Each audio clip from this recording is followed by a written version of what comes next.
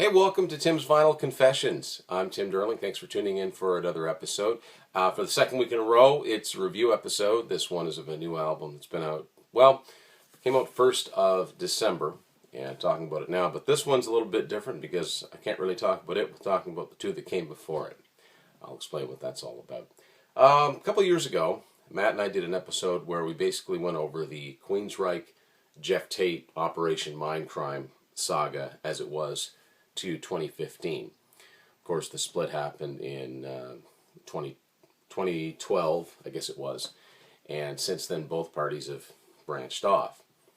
Actually, as of this recording, I'm anxiously awaiting the new Queensryche album. That's one my 2018 watch list for sure, because I thought their last two albums with Todd La Torre were fantastic. But I've also been following Geoff Tate's career, or Geoff Tate as Operation Mindcrime, which has a core of band members for the most part, though. It's a kind of a Whitesnake situation. It's kind of fluid as far as members go.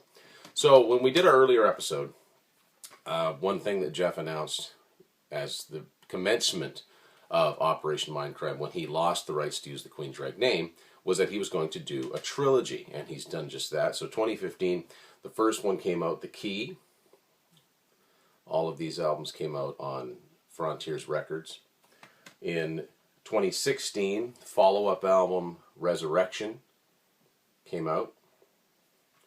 And the new one, which I'm going to concentrate on, is called The New Reality.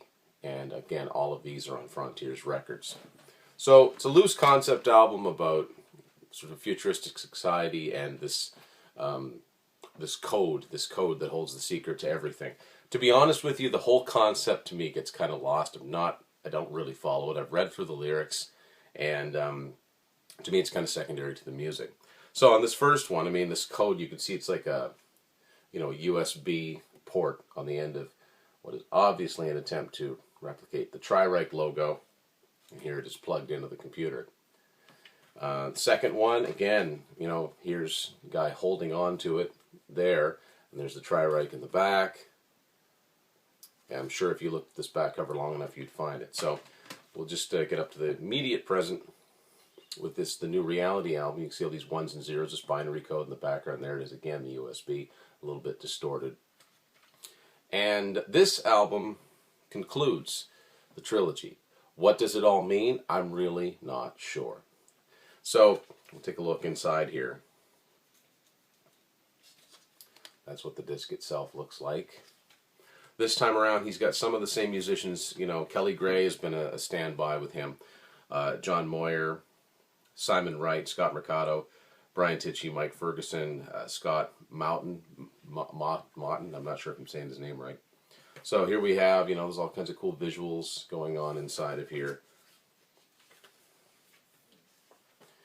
Telling the story of the new reality. And there's a band photo right there. Geoff Tate has said this will be the end of, if I understand correctly, this will be the end of the Operation Mindcrime band, as it were. But an enjoyable trilogy, I will say that. Listened to this new album quite a few times now, and I have to be honest, of the three of them, I think that the first one, The Key, by far has the best standalone songs. These are not songs that you put on, playlists by themselves. You kind of need to listen to them in their entirety. And plus, there's a lot of instrumental sort of interlude pieces as well. But as far as songs that stick in your head, I think there's more on The Key than any of the other three. Maybe that's because I've been listening to that one the longest. I'm not really sure. But so take a look at one thing I noticed almost right away, and it was kind of a curious decision.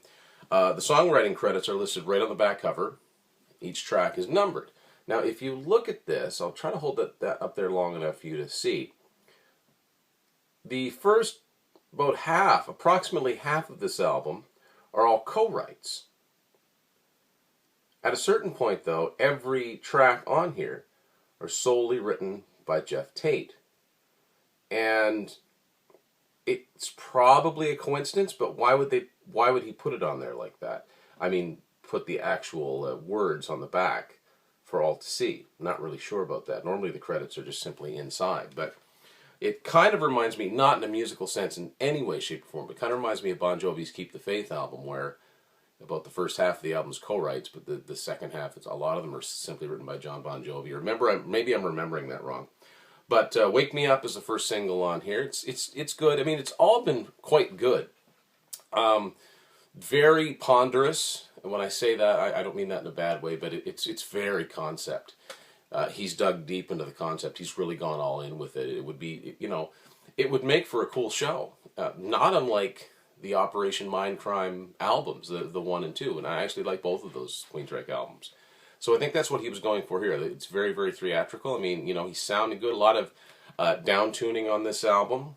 I'm not sure what Tate's sounding like live these days, but like I said, he's sounding well in the albums. One thing I've noticed right away, boy, he loves to play that saxophone. The saxophone appears in the most unlikely of places. A lot of it is, even though there's down tuning, it's not as uniformly heavy as the Queensryche albums. They've sort of reverted to that EP, The Warning, that sort of straight ahead 80s metal sound, which I love as well. I mean, I'm anxiously awaiting the new Queensryche album. But back to Operation Mindcrime, we're talking about Geoff Tate here. Like I said, it's good stuff. To me, it's way better than, my opinion, than American Soldier or Dedicated to Chaos. Any of these albums are. And I thought Frequency Unknown was a good album. Is it a Queensryche album? Well, it says it is. It's really not.